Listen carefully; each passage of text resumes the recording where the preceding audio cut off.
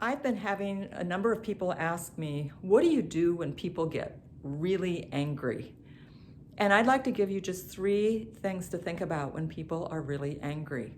So number 1, Wayne Dyer, rest his soul, he always used to say, what do you get when you squeeze an orange? Well, you get orange juice. You get what's inside. And that's what happens when things are really tough. What you get is what's inside someone. So you might get sadness, but that's not what we're talking about. We're talking about over-the-top anger and tension. And so recognize it's not about you. And I talk about spiraling. And so just shift out of the way, let it go, because it's not about you. So that's number 1.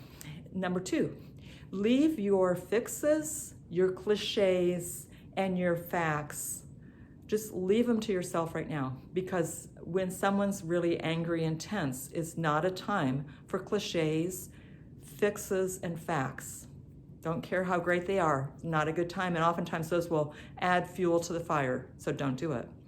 So, number 3, if it feels appropriate, you might do an acknowledgement or an open-ended question. So an acknowledgement could be, these are really scary times. You can't argue with that.